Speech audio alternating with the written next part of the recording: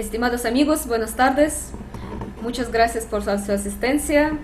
Hoy tenemos el gusto de tener aquí a Jan Portante. Es nuestro segundo evento virtual de la otra y vamos a organizar este breve conversatorio y lectura de poemas. Jan Portante es autor de la otra, colaborador, ha publicado numerosos materiales, artículos, ensayos en la revista. También tenemos el gusto de tener este libro, que es La reinvención del olvido, publicado por la otra en 2013. Es una antología personal que reúne varios poemarios. Espero que Jan nos platique un poco más cómo surgió esa antología. Y para que yo creo que todos aquí conocen a Jan, sin embargo, para los que son nuevos, quiero leer su semblanza. Su semblanza es muy amplia, entonces me tardaría mucho en leerla todo, pero solo les voy a mencionar que Jan Portante es un escritor francófono, nace en Luxemburgo, pero hoy en día vive en París. Es poeta, novelista, traductor, periodista. Su obra escrita en francés, traducida a numerosos idiomas, incluye unos 40 libros. Tradujo más de 30 libros de la literatura mundial, en particular la poesía latinoamericana. Tradujo a Juan Gelman, a Gonzalo Rojas, a Jorge Bocanera, a Reina María Rodríguez. Desde 2006 forma parte de la Academia Mallarmé en Francia. Recibió numerosos premios en Francia, entre ellos el prestigioso premio Mallarmé, así como el Gran Premio de la Sociedad de Escritores en 2003 por el conjunto de su obra. En 2011 le fue otorgado por el conjunto de su obra el Premio Nacional de Luxemburgo y el Premio Europeo Petrarca en París. Eso es Jan Portante, o Jan Portante. También espero que nos diga cuál es la manera correcta de pronunciar su nombre. Yo como extranjera sé que muchos extranjeros sufren por cómo en otros países pronuncian sus nombres y sobre todo apellidos. Y querido Jan, vamos a empezar. Hoy estaremos entrevistándole yo, Alina Dadaeva, la coordinadora de la otra, y nuestro joven escritor, colaborador, Rodrigo Hernández Vera. Aquí está, les está saludando. Mi primera pregunta es en cuanto a su poética. Todos sabemos que la lectura de poesía requiere un esfuerzo intelectual. Sin embargo, no es lo mismo leer a, digamos, Walt Whitman que leer a John Ashbery. O, por ejemplo, leer a García Lorca y leer a su compatriota Pierre Choriz. Entonces yo quisiera saber qué tipo de esfuerzo, sea intelectual, sea emocional o esfuerzo de imaginación, debe tener su lector ideal, digamos. Si ese lector debe saber entender los códigos intertextuales o simplemente debe tener una gran apertura, gran imaginación, porque muchos poemas suyos, en particular los que aparecen en este libro, podrían parecer surrealistas y herméticos. Bueno, hola a todo el mundo. Digo, Emma, ¿cómo estás? Ahí está. Bueno. Y también a los demás, ¿no? Es una pregunta muy amplia, ¿no? Tal vez la voy a encerrar un poco en una trayectoria. Yo pienso que todos los poetas que mencionaste tienen algo en común. Es que son creadores de lengua. Es decir, un poeta, pienso, cada poeta es poeta si crea su propia lengua, su propio lenguaje. Y entonces yo intenté de crear mi propia lengua. Lorca no escribe en español, Lorca escribe en Lorca, nadie más escribe como él, ¿no? Y Whitman escribe en Whitman. Y todos los poetas son poetas que crean lengua, porque eso es la definición misma de la poesía. En griego lo saben todos los que están ahora escuchando, que esta palabra significa fabricar. Poein, fabricar, hacer. Entonces, ¿qué fabrica el poeta? Fabrica lengua. Esto es su oficio, ¿no? No sé si se acuerdan cuando T.S. Eliot escribe The Waste Land, pone un epígrafo que está dedicado a Ezra Pound. Y ahí escribe a Ezra Pound il miglior fabbro. Esto lo va a buscar en Dante, y Dante, cuando utiliza en el infierno el miglior fabbro, es para un poeta trovador francés, para decir que es el mejor fabbro. ¿Qué es un fabbro? Es un guerrero, alguien que fabrica. Entonces, cuando Eliot dice eso, es el mejor fabricante de lengua. Ezra Pound era en aquel momento el mejor fabricante de lengua, ¿no? Entonces, lo que yo quisiera que mis lectores leyeran en mí es cómo está fabricada esta lengua. ¿Cuál es esta lengua? Porque el resto, lo que dice la lengua, estos son los temas que vamos a encontrar en toda la poesía del mundo. No hay 1.000.000 de temas, ¿no? Los temas son muy reducidos. Está el amor, el odio, la guerra, la paz, y vamos a hacer una serie, no sé, abierta un poco, pero estos temas tienen siempre variantes dentro de la literatura. Es la manera como se tratan, es decir, la fabricación del poema que hace la diferencia entre el amor cuando lo escribe Hellman o el amor cuando lo escribe Petrarca.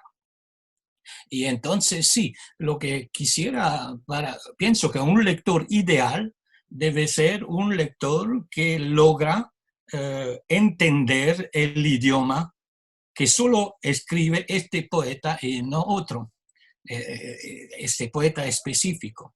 Y yo podría ahora explicar cómo he construido mi idioma, pero tal vez es mejor pasar a una pregunta para tener un diálogo. Ro, por favor.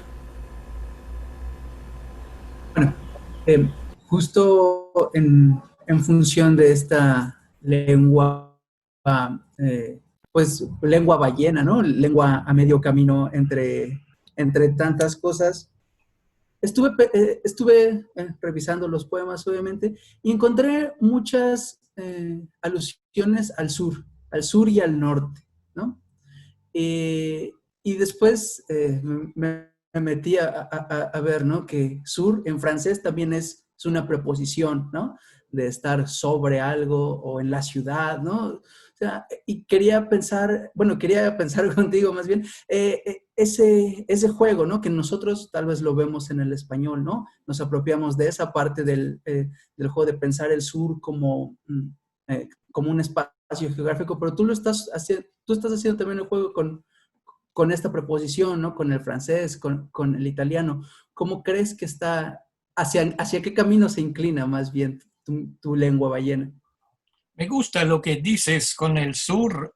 El problema es que en francés sur no se dice sur, se dice sud, con una D, y entonces no funciona, digamos, la cosa de sur, sobre, ¿no? Funciona con la palabra española, pero yo no escribí mi poema en español. Lo que ustedes tienen frente a los ojos es una traducción. Y podría ir hasta decir que lo que ustedes están leyendo no lo escribí yo, porque esto pasó por la escritura del traductor que hizo el libro que ustedes tienen en su mano, que por ejemplo la reinvención del olvido. Está Víctor Rodríguez Núñez, está ahí Miralles, están unos traductores que pusieron la escritura, y cuando ponen lo que yo en francés pongo la palabra sur, que es sud con una D, ellos van a poner sur. No sé si en la cabeza de ellos estará la misma cosa que en la que tú me dijiste, es decir, que hacen el lazo entre el sur y la preposición sur. Pero para volver a lo que dijiste, que es completamente justo, porque pienso que es entre estos dos polos que está toda mi escritura. Está toda entre un territorio que ya no es el sur, el sur, pero todavía no es el norte. Y esto hace entrar en mi escritura la migración.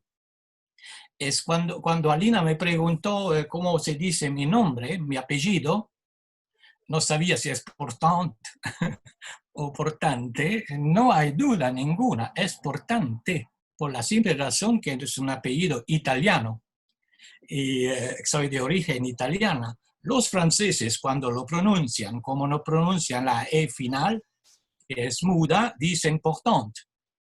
Me lo transforma, me lo traducen en cierto modo, pero mi apellido es portante. Y esto es el sur, porque portante es Italia. Pero yo fui a vivir en Luxemburgo y ese es el norte. Y ahí tengo que intercalar lo que mencionaste cuando hablaste de mi lengua, dijiste lengua ballena, y ahí entra este cetáceo, porque él también tiene dos polos. La ballena es un animal de tierra antes de ser animal de agua. Y entonces es solo animal de agua después de una migración. Antes fue, dicen los científicos, un enorme perro con patas y todo esto, y en un cierto día, como cada migrante decidió, no sé por qué, decidió de migrar y de ir hacia el agua. Y entonces cuando se fue al agua, hizo todos estos cambios y como la vemos hoy, ¿no? Pero ella está entre dos polos. Está su tierra firme, que ya no es suya, y está el mar, que todavía no es el suyo, por la simple razón que se quedó con un órgano que tenía cuando era animal terrestre, es decir, el pulmón. La ballena tiene un pulmón y por eso no puede vivir en el agua.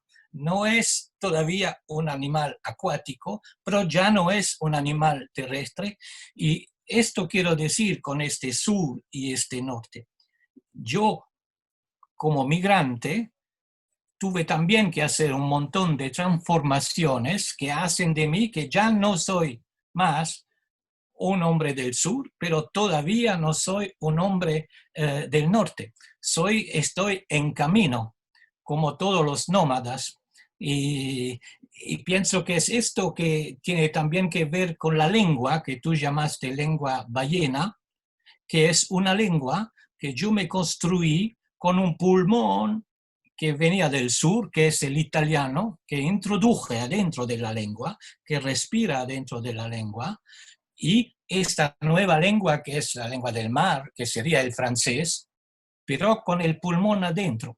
Y quizás más adelante podemos, porque no quiero hablar demasiado, porque sé que en este tipo de intercambio es mejor hacer una pregunta, pero muy interesante lo que dijiste, lo del sur y del sud con esa R, ¿no? Pero esto lo tienes que preguntar a los traductores.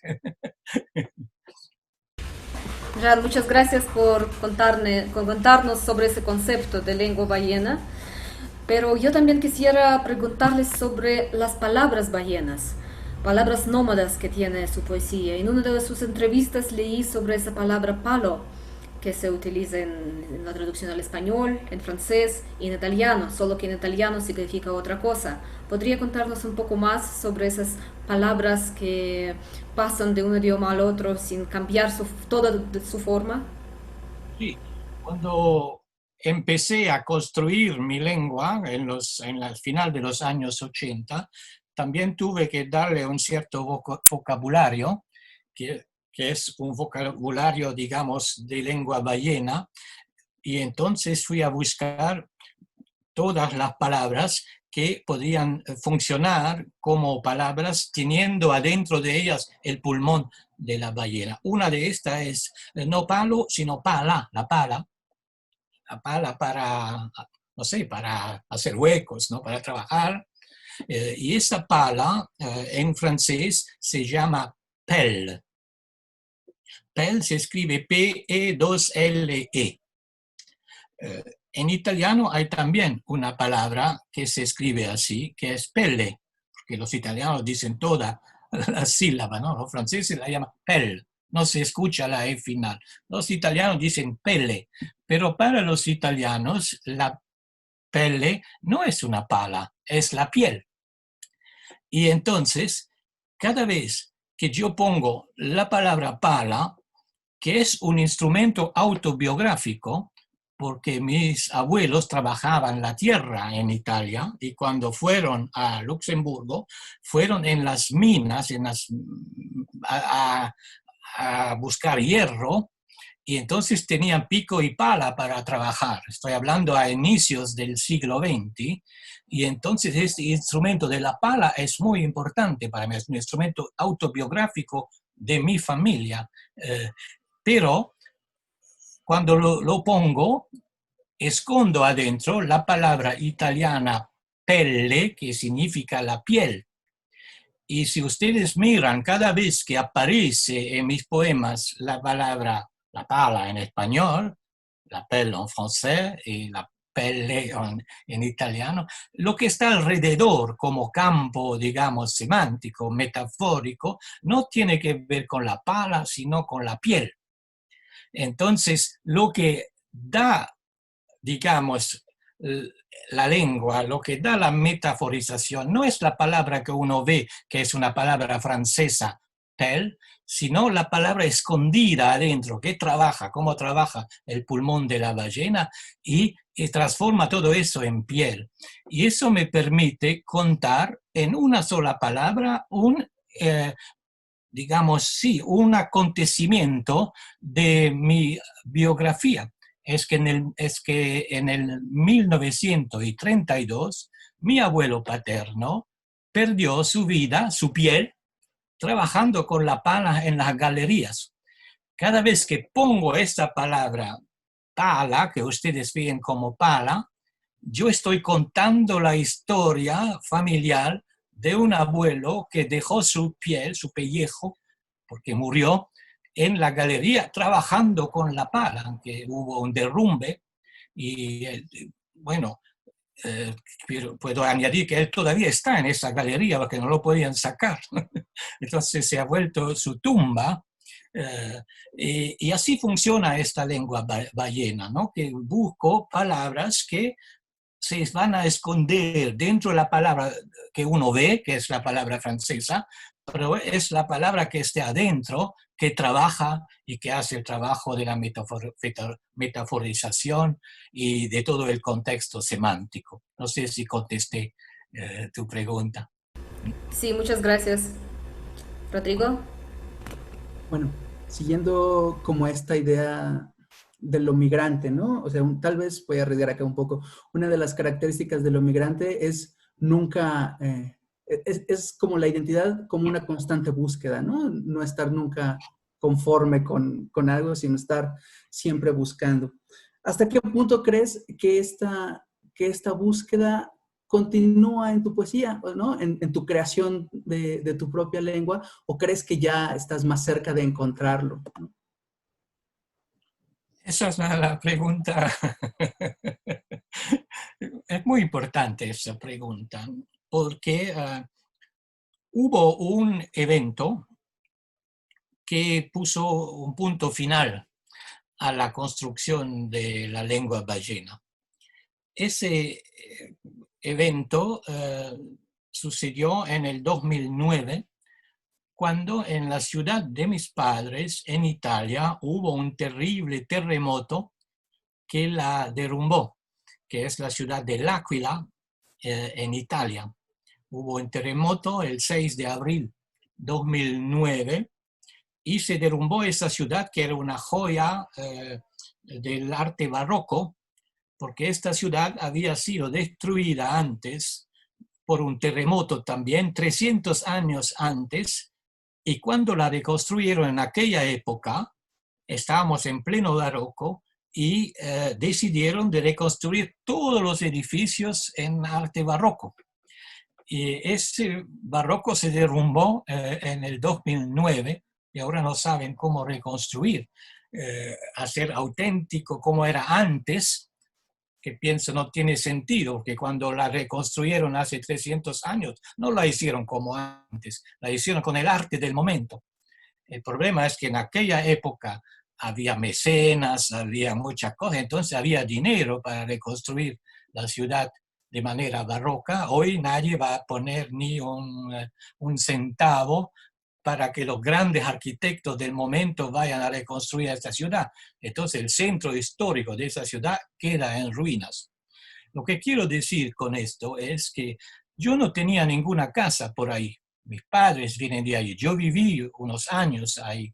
Pero lo que se derrumbó para mí fue el paisaje interior, porque ese paisaje interior de allá yo lo había puesto dentro de mis poemas, entre otros con la lengua ballena. Y entonces lo que se derrumbó en aquel momento, o que empezó a derrumbarse, eso me costó mucho tiempo para darme cuenta, fue que se estaba derrumbando una lengua que yo estaba construyendo, que tenía un pulmón italiano adentro de un cuerpo francés, y que este pulmón había sido terremotado, dicen los italianos. No se puede decir en español, ha sido terremotado. No, ahí se abrían en este pulmón por el temblor interior, y esto lo digo en un libro que se llama Después del temblor, y en otro que ahora va a salir en Argentina, que se llama Los 4 temblores del jardín.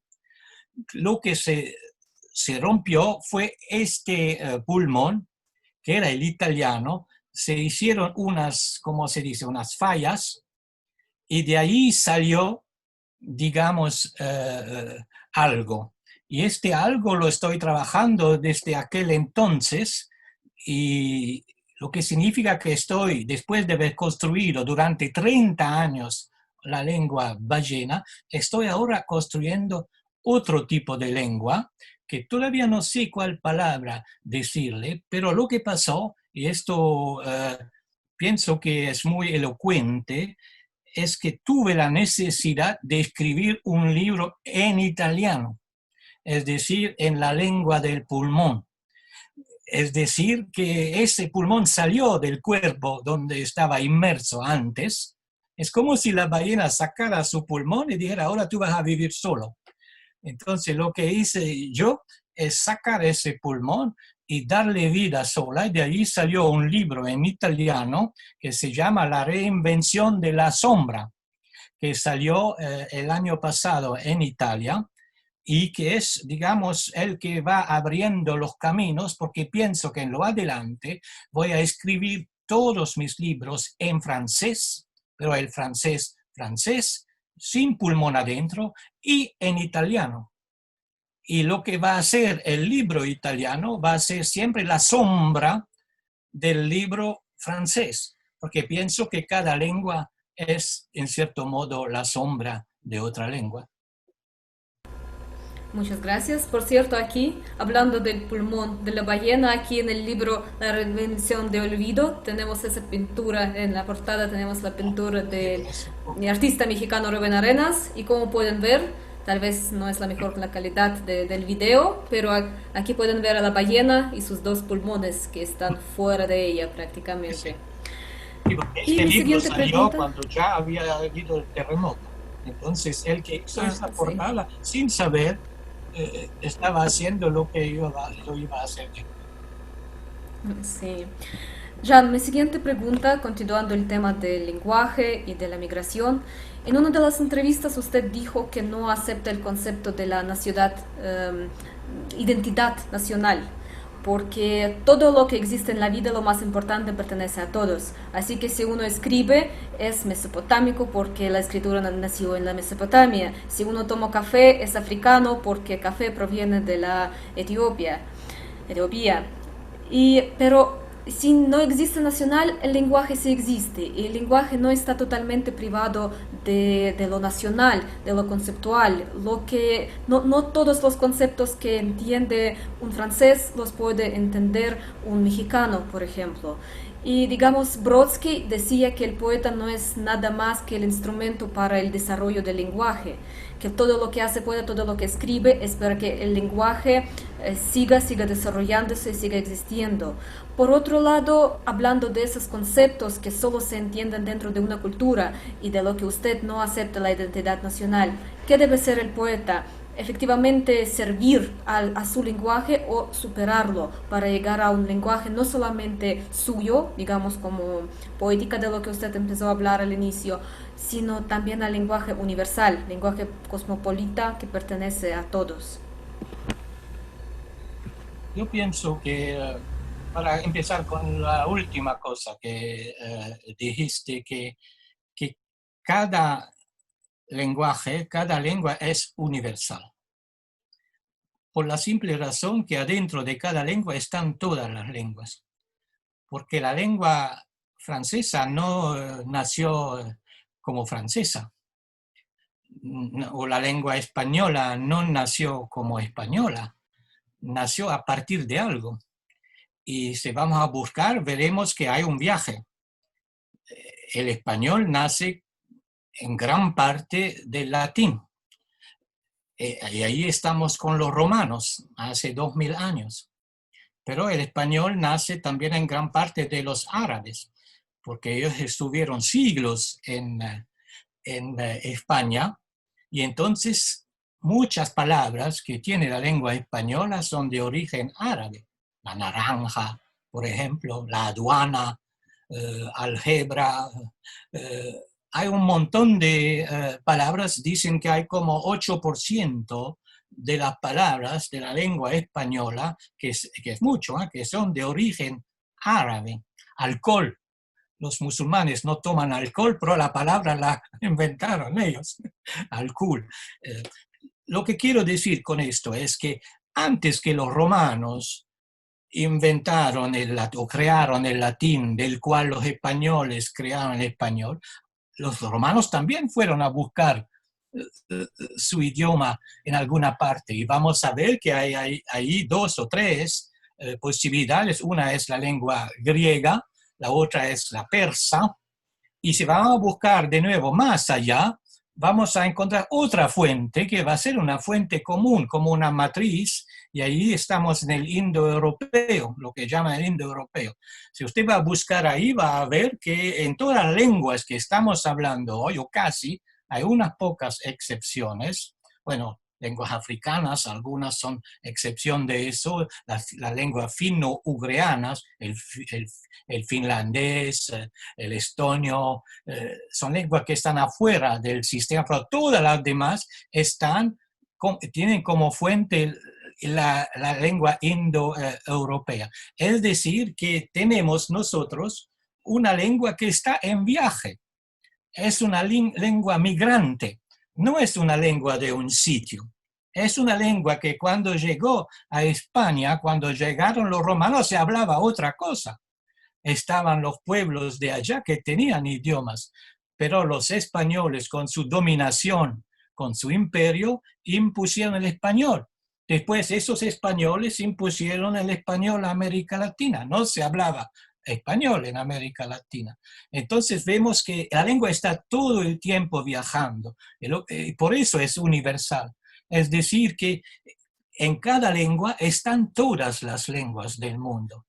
Y poner ahí fronteras para decir, esta lengua es nacional, no tiene sentido, porque tiene adentro todo lo extranjero, porque esta lengua viene de muy lejos. No la puedes hacer una fotografía y vas a tener lo que puede dar esa lengua en ese momento, pero esa fotografía no dice toda la historia de la lengua. La historia de la lengua es universal, porque cada lengua es la suma casi de todas las lenguas, ¿no?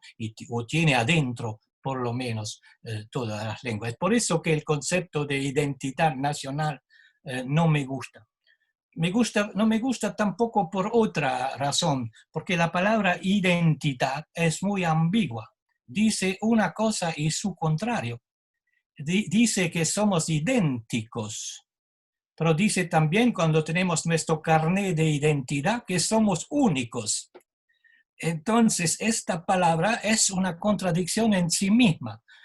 Hay que borrarla del vocabulario ideológico. Se puede quedar en el vocabulario poético, pero esta la pusieron en el vocabulario ideológico para borrar una cosa central, y esta cosa central es que cada ser humano es un viajante, porque somos todos nómadas. La vida no nació en España ni en América Latina, nació en África y de ahí migró y sigue migrando y va a seguir migrando, y si uno la para, el ser humano va a morir, la humanidad va a morir, ¿no? Como las lenguas van a morir si uno las para. Quería terminar con un ejemplo. Los franceses no les gusta mucho la lengua inglesa. Entonces, cuando inventaron en Estados Unidos la computadora, el computador, no querían utilizar la palabra computer. Y entonces dijeron, c'est un ordinateur, un ordenador. Lo que no sabían es que la palabra computer es una palabra francesa.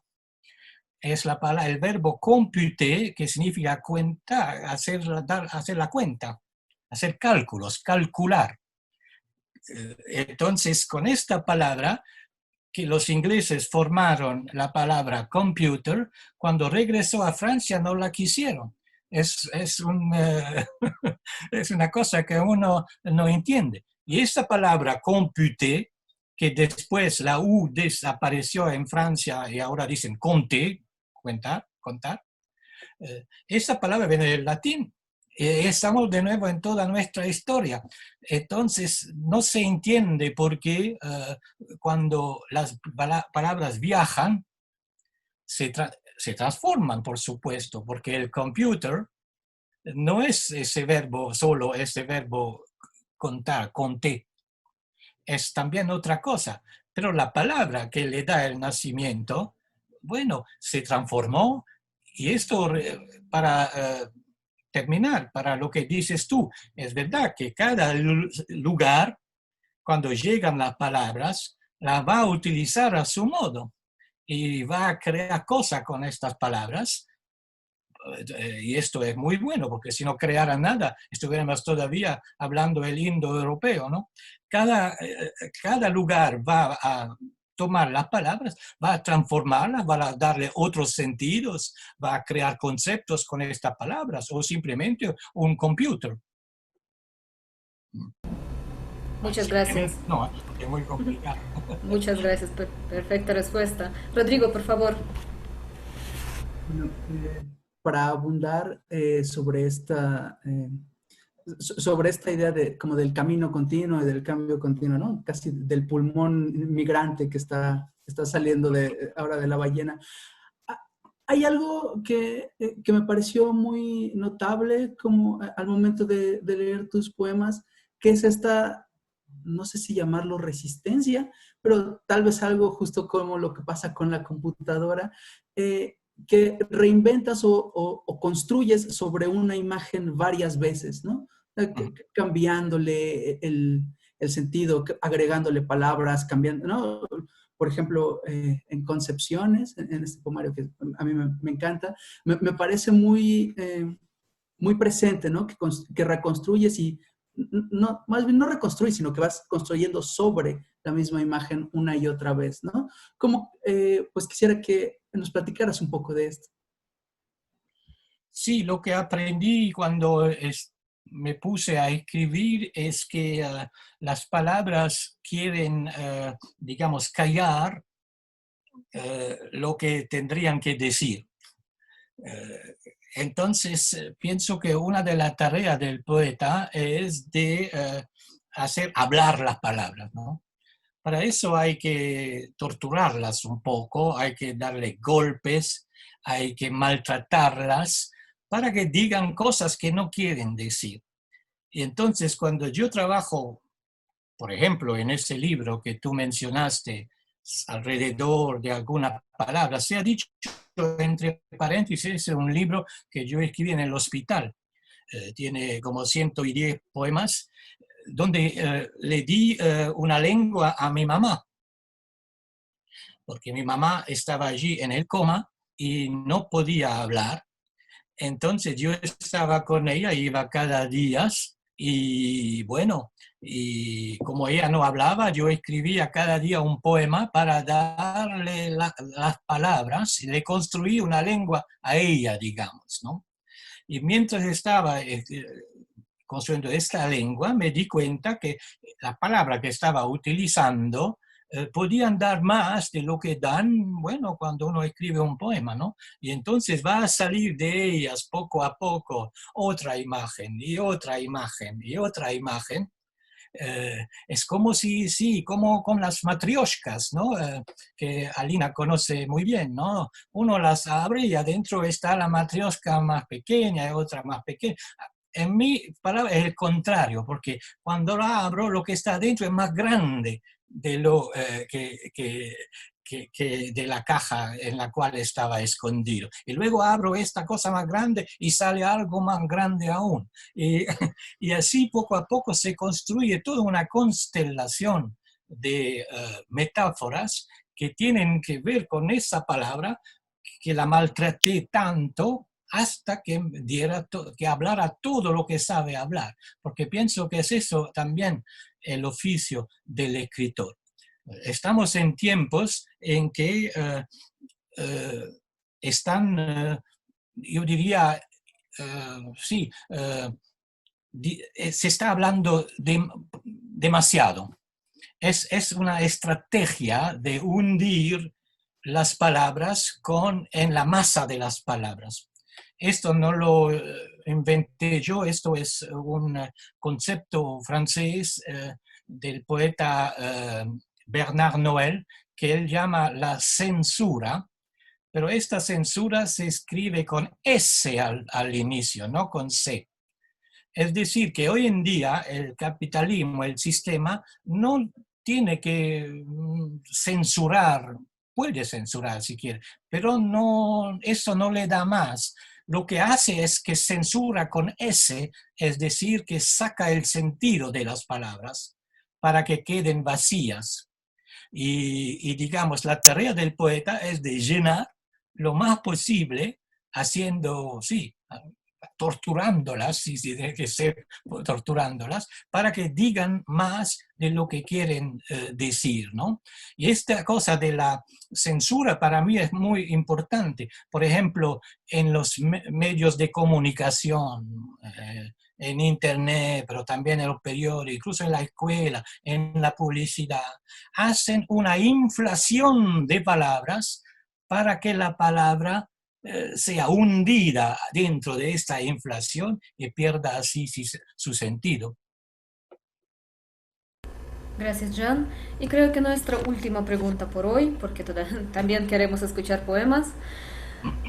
¿Cómo empezó su relación con la América Latina? Porque a usted lo conocen no solo como un poeta, como un narrador, sino también como traductor de poetas muy importantes de habla hispana. ¿Cómo empezó, cómo llegó usted por primera vez a la América Latina y qué significaba para usted empezar a traducir de este idioma bastante cercano, porque al fin es un idioma romance y sin embargo distinta en su historia, en su prosodia? Los franceses tienen una fórmula. Cuando uno no sabe de dónde vienen las cosas, dicen chercher la femme, buscar la mujer. Y para mí es exactamente esto. Sucede que en el 1986 me invitan a un festival, mi primer festival, que es en Yugoslavia. En aquella época todavía existía la Yugoslavia, en Macedonia, el Festival de Struga, y me encuentro allí con una poeta de Cuba, Marilyn Boves, que ella también era invitada, y fue lo que llaman los románticos amor a primera vista, así que no asistimos a ninguna lectura. Estuvimos en este festival, nadie nos vio porque estábamos encerrados dentro de una habitación de hotel, y eso fue mi primer festival. Pero cuando se terminó el festival, había dos opciones, porque había nacido un amor que hacer. Entonces había la posibilidad de que mi compañera, que todavía no era mi compañera cubana, vaya a París o que yo vaya a La Habana. Ella vino a París, pero no le gustó. Siempre tenía frío, había 30 grados en verano y tenía frío. Entonces dijo, yo aquí no puedo más, yo tengo que ir a La Habana. Entonces, ¿qué otro remedio tenía yo que ir a La Habana? Y así pisé por primera vez, no por primera vez, estoy mintiendo un poco, pero pisé el suelo, digamos, latinoamericano. Había estado allí 2 años, un año antes, en el 85, en Nicaragua, pero esto para hacer un trabajo radiofónico para Radio France Culture. Pero esto era un mes, entonces no tiene nada que ver. Yo me quedé 3 años en La Habana.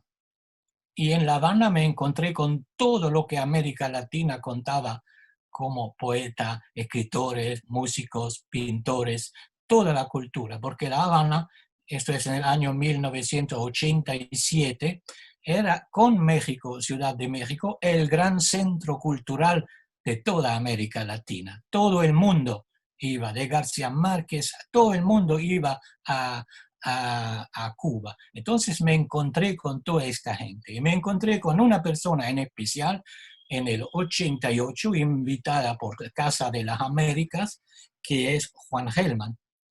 Y es a partir de allí yo asistí a la lectura de Gelman y quedé como... Porque yo tenía 3 años de escritura, 4 años, yo empecé a escribir en 83, tenía 2 libritos publicados, no sabía nada de lengua, todo lo que le conté ahora no sabía nada de eso, ¿no? Y ahí viene un poeta que empieza a leer y me doy cuenta que él está creando un idioma frente a mí allí, porque Gelman es un gran creador de idioma. Y entonces eso me dejó así, yo todo lo que había escrito antes dije, eso no se puede, ¿no? Y fue tan fuerte que no me atreví a acercarme de él, ¿no? Porque tenía miedo, yo nada, él todo. Y se quedó la cosa así, pero da la casualidad que unos años después me invitan a uno de los primeros festivales de Medellín, esto es en 94, esto es en Colombia, y quién estaba allí, Juan Gelman. Y entonces le confesé, bueno, ya había escrito algo más, y le confesé lo que había pasado. Y tuvimos unas borracheras ahí donde contó y contó, fueron cosas extraordinarias, de tal modo que yo sabía exactamente cómo él escribía, porque me lo contó. Después de 10 ron o whisky, me contó todo. Y siguió contándome todos estos años. Entonces decidí de traducirlo. ¿Por qué? Por una simple razón, y voy a dejar ahí la cosa. Es que dentro de su idioma hay un montón de idiomas. Porque Gelman, no sé si ustedes lo saben, es de origen ucraniano. La primera lengua que él escuchó cuando nene era el ruso. Y esto lo tiene como música. Pero él tiene también el yiddish, es judío. No solo tiene el yiddish, aprendió la otra lengua judía que es el sefardí y escribió un sefardí, Dibashu.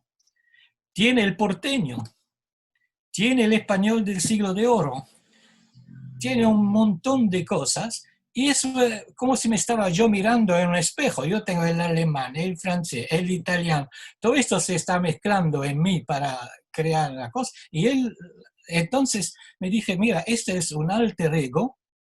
Esto fue tan fuerte, y esta es una anécdota que quiero decir acá, que pienso que nadie la sabe, menos José Ángel Leiva, pienso. Es que cuando salió mi libro en México, La reinvención del olvido, yo le pedí que me haga el prólogo. Y él leyó el libro y me dijo, yo no puedo hacer un prólogo a mí mismo. Entonces no hizo el prólogo, lo hizo Víctor Rodríguez Núñez y todo esto, ¿no? Fue muy fuerte esta relación, pero eso es como entré yo en América Latina. Después, bueno, yo conocí todos los poetas que tenían un nombre en los años 80, todos vinieron y empecé a publicar en la revista Latinoamericanas a partir de allí, porque todos venían a Cuba. Muchas gracias, Jan. Por cierto, al ruso de Hellman, yo escuché varios videos donde él está leyendo a Pushkin en ruso, a pesar de que él no hablaba ruso. Y efectivamente su acento es mucho más moderado, mucho menos notable que el acento de cualquier extranjero que habla ruso, incluso a sabiendo hablar ese idioma. Y ahora, Jan, por favor, empecemos a leer porque tenemos ahorita ya poco tiempo y todos estamos ansiosos por escuchar sus poemas. Muy bien. Entonces, bueno, yo leo al azar, ¿no? Porque una lectura, prepararla es siempre algo artificial, ¿no? Entonces, leo el primero, leo en francés para que se escuche un poco el original y luego voy para el español. ¿Está bien así? Sí, por favor. Que feront les clés quand les serrures auront disparu et que les étoiles, comme des olives presque mortes, entreront sans frapper dans la chambre? Et la chambre, que fera-t-elle au moment de la récolte? Qui dira à la voie lactée de ramasser son drap et de le replier? Toi, quand le poseur de questions s'en ira, tu seras capable de dompter les étincelles filantes dans la cheminée et du lait renversé, tu ne lisseras que la peau. Mieux vaut veiller un feu verrouillé que rallumer la grande ours. De nuit, tous les dormeurs ont 1000 ans. Pour faire un mort, il faut une assiette d'olives et un bol d'éternité. Y esto en español.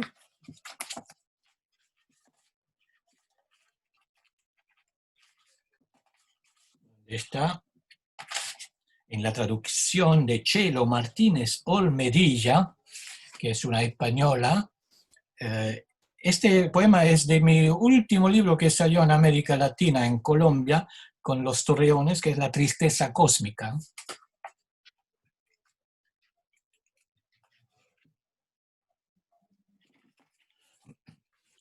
¿Qué harán las llaves cuando las cerraduras hayan desaparecido y las estrellas como aceitunas casi muertas entren sin llamar en la habitación? ¿Y qué hará la habitación en el momento de la cosecha?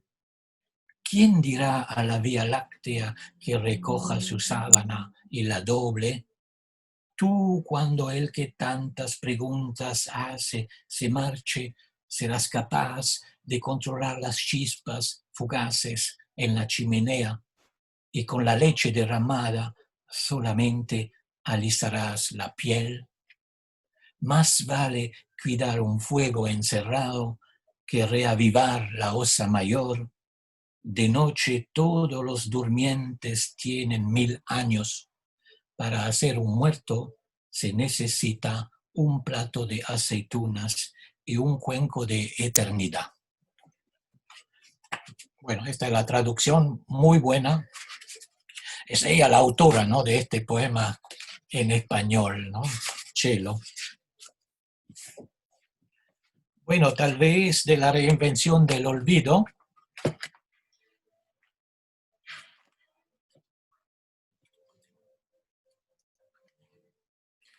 Ahí hay una sección que se llama de lo que adviene y lo que no adviene, que está traducida por Jorge Miralles y Víctor Rodríguez Núñez, ¿no? Y voy a leer. Estos son unos sonetos un poco desgarrados, porque pasó por allí el terremoto, ¿no? Entonces tienen como un desgarramiento al centro del soneto. A ver.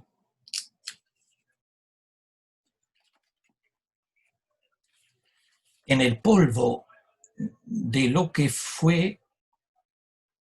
No, lo tengo que buscar. Está escrito muy chiquito, entonces tengo que ver. En el polvo de lo que fue cuando se le pega no la harina, sino un espesor de días que ni la lluvia ni la sombra saben descifrar, en este polvo sobrevive a 2 pasos de sí mismo el pueblo que la montaña domina. Lejos, muy lejos de él, en el centro de una cocina, en la que después de mucho tiempo el trigo fue reemplazado por el acero y el acero por el recuerdo, la comida que se prepara es el único remedio contra la pérdida de olvido. Hay una grieta invisible en el flanco de la montaña. Sobre la colina de enfrente, la ruina y el castillo lejano conocen su historia. Están también por encima, en el cielo, la ruina y la grieta.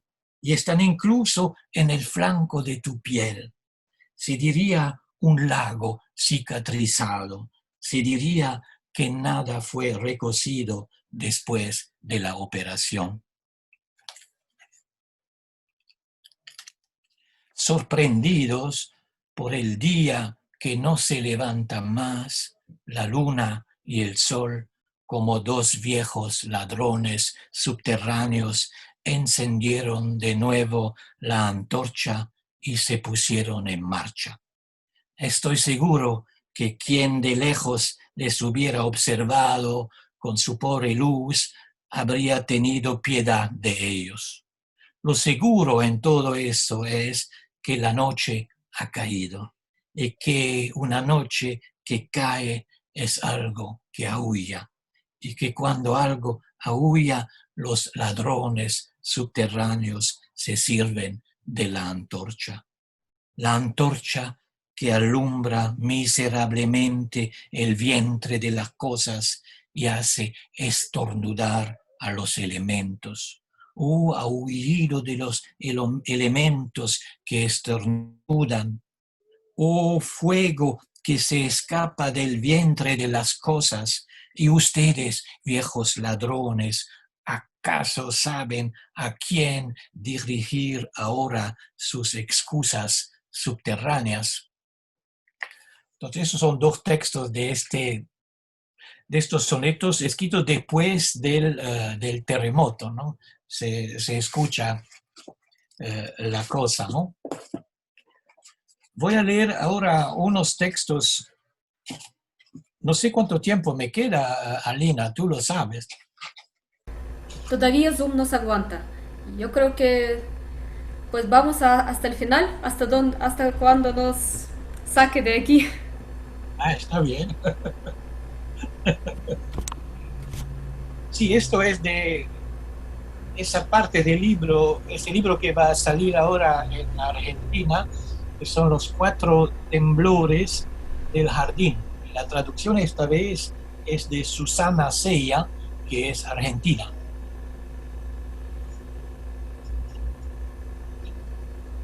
A veces, cuando el horizonte parece acercarse sin que la línea que le da la vida se retracte, mi ojo, que abarca todo, línea de vida, horizonte, ausencia de retractación, da un salto hacia lo interior y el sueño, así libre, toma la forma de un pájaro, posándose sobre la soga de tender la ropa de nuestro jardín.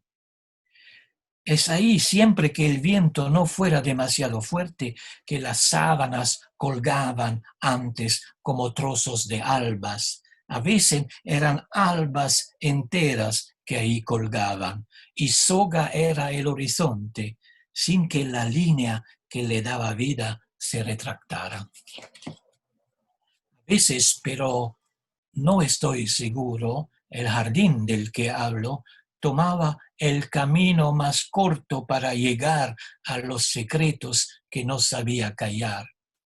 Ostentaba entonces una sumisión particular antes de agarrar una pala y clavarla en el suelo.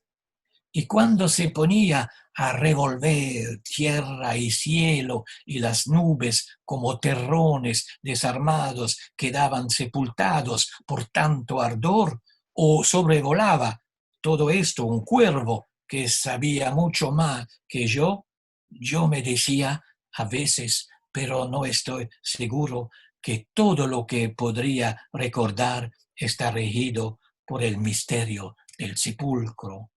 Bajo la tierra revuelta, los terrones de nubes reanudan una antigua costumbre que remonta a tiempos en que era necesario llorar. Las lágrimas tomaban el camino más corto cuando una pala les daba vuelta y se mezclaban con la tierra nublada.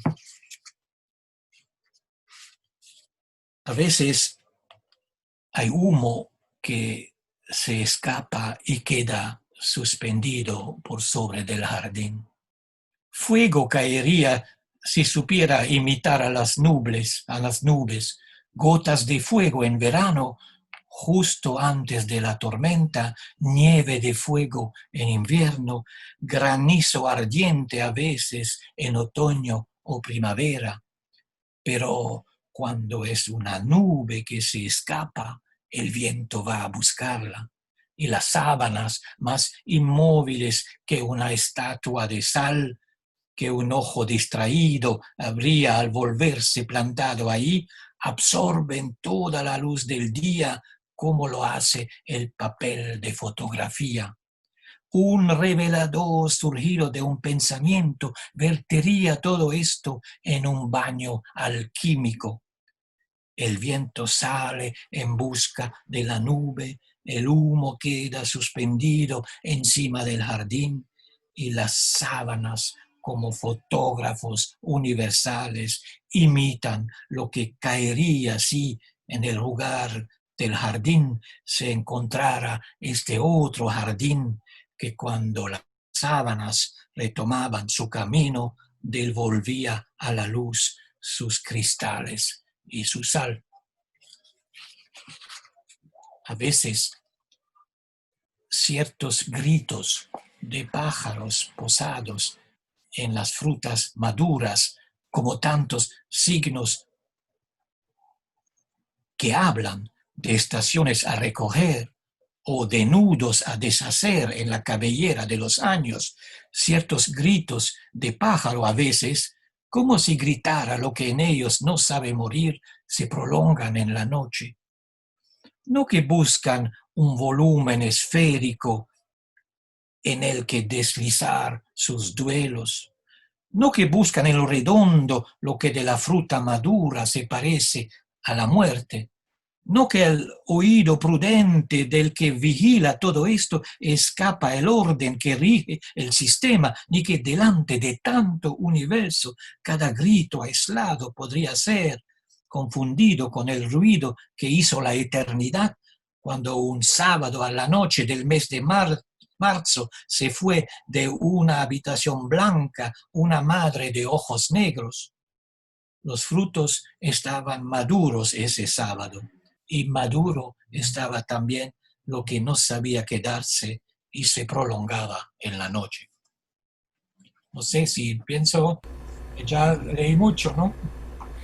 Muchísimas gracias, John.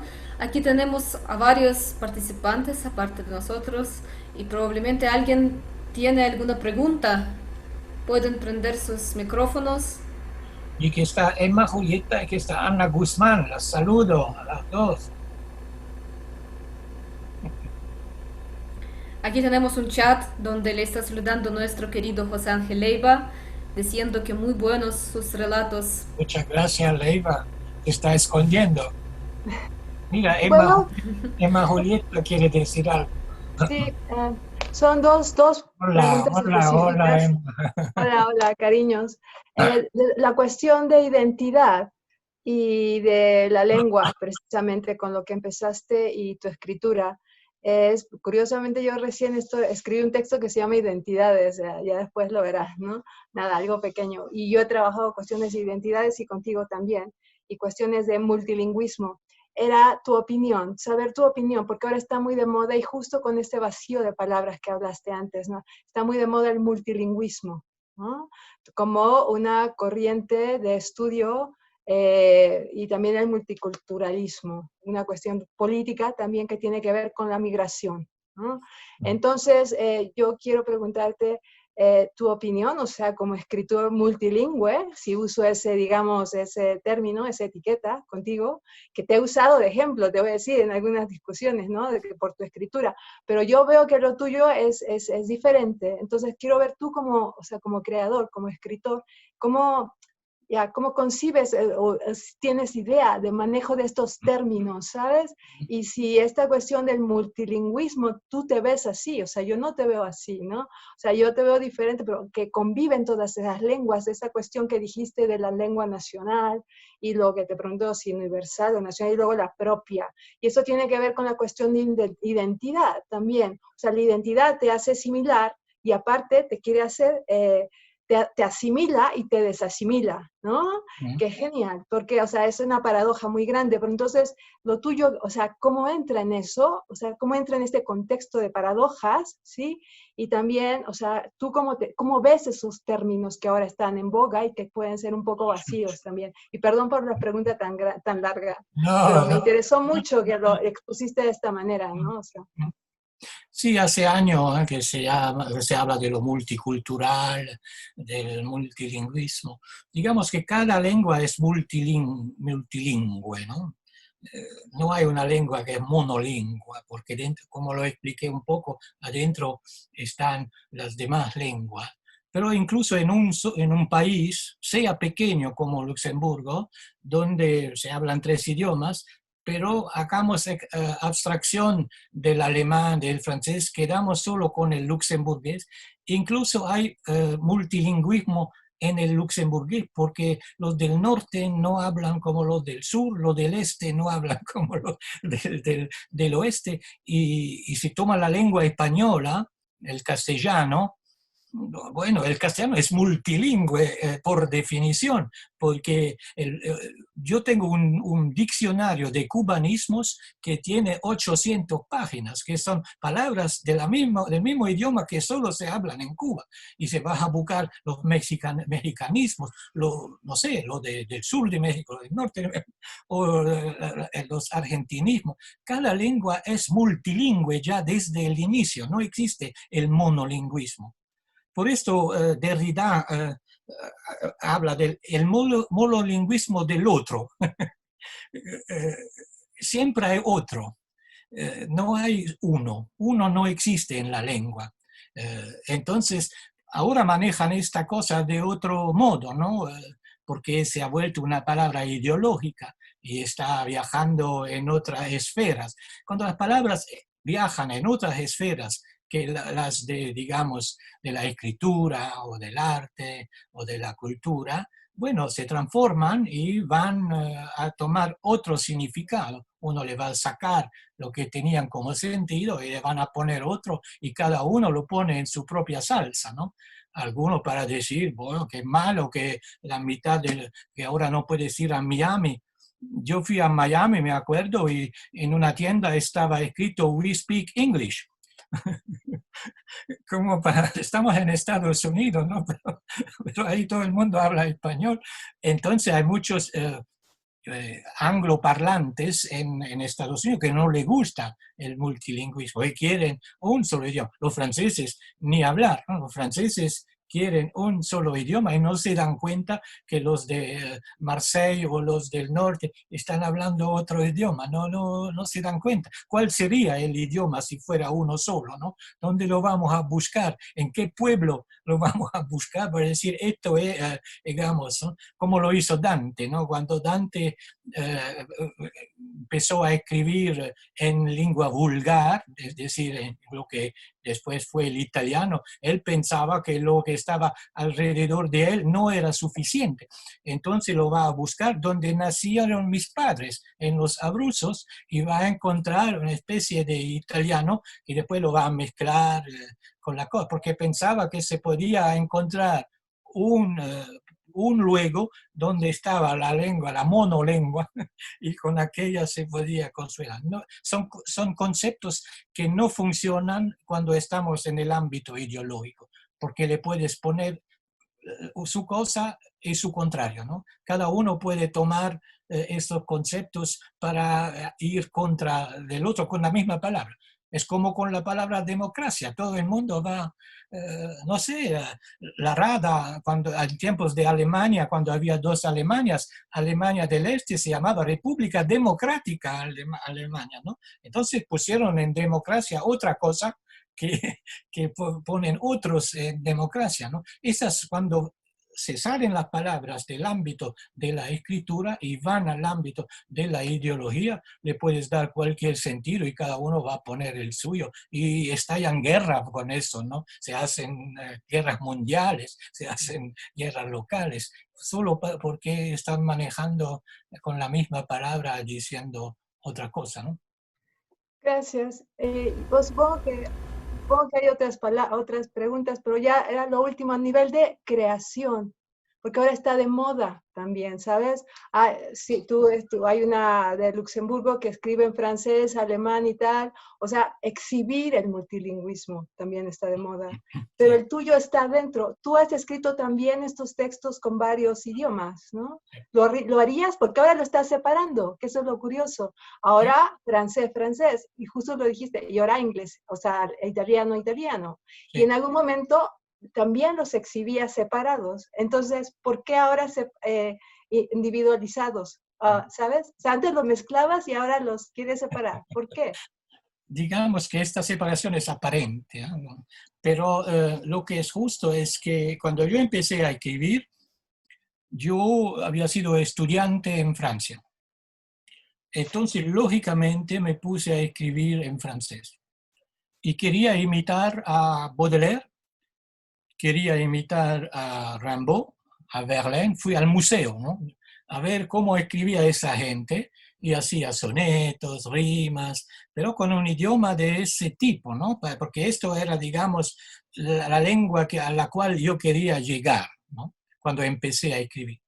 Y luego me di cuenta que adentro de mí, como luxemburgués, estaba el alemán y estaba el luxemburgués. Y que adentro de mí, como migrante, estaba el italiano. Y que si yo me ponía a escribir en francés, esto no daba cuenta de todo lo que estaba adentro.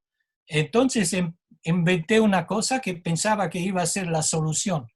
Inventé para mí lo que ya habían inventado muchos antes, mucha gente, y que es el arte del siglo XX, que es el collage. Inventé el collage, entonces empecé a hacer collage de lengua. Tengo un libro que es completamente, que es del 86, que se llama Horizonte, Vértigo y Italia Intercalada. Ahí adentro están los versos como me venían, en alemán, en italiano, en luxemburgués, en francés, incluso en inglés, algunas cosas porque estudié el inglés. El español todavía porque no había estado en Cuba, es antes, ¿no?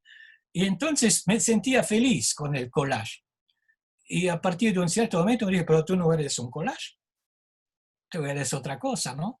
Y allí vino toda esta historia que conté, que me dije, bueno, adentro tienes una respiración que viene de muy lejos, que es la respiración de la lengua madre, materna, toda esta cosa, ¿no? Y cómo hacer respirar esta lengua dentro de otra lengua, ¿no? Y empecé a construir eso, ¿no? Y eso, bueno, hace de eso una sola lengua que está hecha de lengua en la cual respiran las demás, pero no hace falta que los pedazos de esta lengua vengan a la superficie para que se vean, como es en el collage. En el collage se ve que es escrito en español, en inglés o en luxemburgués. Ahí no se ve porque está escondido, ¿no? Ahora, cuando separé los dos idiomas, pienso que es mucho más complejos, porque estos dos idiomas ahora están funcionando con idiomas adentro de ellos y no sé muy bien qué está trabajando, lo estoy buscando yo mismo, pero sé que nunca voy a escribir un francés como lo quiere escribir un francés, que no sé lo que significaría, ¿cuál francés? Proust o Derrida o Foucault o cuál francés, y ni un italiano como lo escriben los italianos, y no sé ni cuál, porque hay tantos que escriben italiano y tienen su lengua, ¿no? Entonces estoy creando dos lenguas ahora que son separadas, que están en libros distintos, y cada libro tendrá su sombra escrita en la lengua otra. No sé si empiezo primero con el italiano y después hago un libro en francés, que no va a ser el mismo, o si escribo primero en francés y lo hago en italiano, que no va a ser el mismo, porque cada lengua transforma el libro, ¿no? Muchas gracias. Gracias. Muchas gracias. Gracias a ti, gracias a ti. ¿Alguien más quiere preguntar?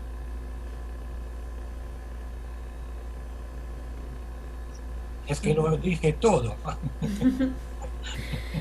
Pues no hemos hablado prácticamente sobre la traducción, pero ustedes podrán escuchar a Jan el día 6 de agosto, si no me equivoco, a las 5 de la tarde. Jan va a participar en la mesa de traducción en el Festival de Poesía que organiza Universidad Nacional de Nuevo León y también en coordinación con la otra, así que todos están invitados.